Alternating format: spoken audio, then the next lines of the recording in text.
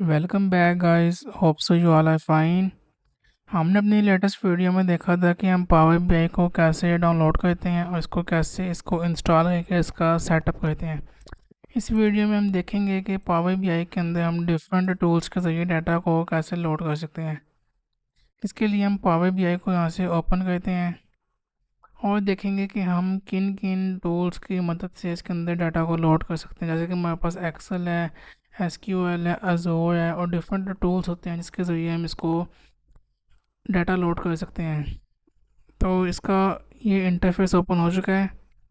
यहाँ पे आप लोग ऑप्शंस देख रहे होंगे। यहाँ पे होम का ऑप्शन है, ओपन का है, यहाँ पे साइन इन का, अबाउट का ऑप्शन है।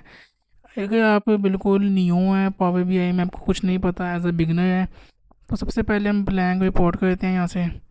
और यहाँ पे हमारे पास लिखा हुआ आ गया है कि add data to your report. इसका मतलब है कि आप किस टूल्स के ज़रिए अपने डाटा को ऐड करते हैं।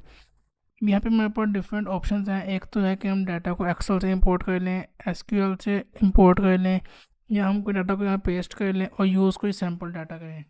और अगर आपने यहाँ पे CSV फाइल का यूज़ करना है तो आप यहाँ गेट डाटा पे जाएँ और यहाँ पे देखें कि यहाँ पे हमारे पास डिफरेंट ऑप्शंस हैं। तो यहाँ से हम अगर चाहें कि हमने टेक्स्ट CSV को करना है तो इसको कर लेंगे। अब इसके बाद हमारे पास हमने जो सैम्पल डाटा लेना है हम उसको देख लेते हैं पहले। हमारे पास ये एक सैम्पल डाटा है एक्सेल के अंदर और ये CSV फाइल है।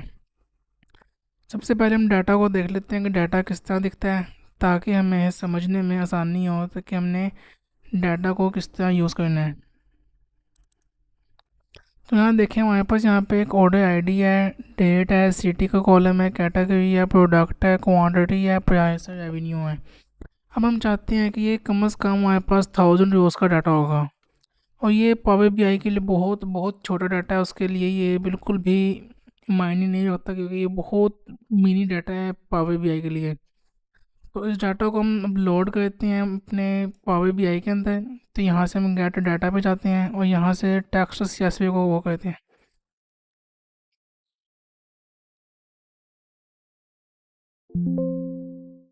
हम देखें अभी हमने जो हमारे पास डाटा जहाँ पे सेव होगा, हम वहाँ से डाटा को यहाँ से ओपन कर लेंगे। हम देखें जैसे ही हमारे पास यहाँ पे डाटा लोड हो जाएगा, इसकी लोडिंग का वेट करते हैं। और देखिए कनेक्ट कर हुआ है डाटा को, इसका वेट करते हैं।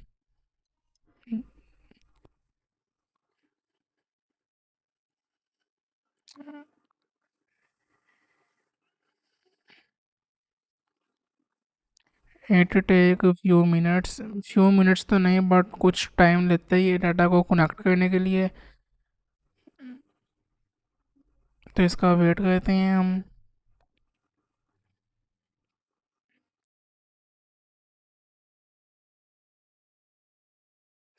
और ये पावर बीआई भी सेम एक्सेल की तरह होता है।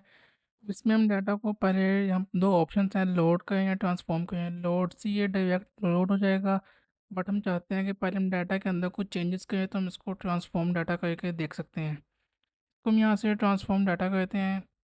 और एक ये बात कि ये इसका इंटरफेस बिल्कुल एक्सेल की तरह ही होता है। जब हम एक्सेल के अंदर कुछ एडिटिंग करते हैं तो यहाँ भी सेम एक्सेल की तरह ही होता है। हमारे पास यहाँ पे डाटा लोड हो जाएगा, आप लोग जैसे कि देख सकते हैं। हमारे पास यहाँ पे सारा डाटा लोड हो चुका है।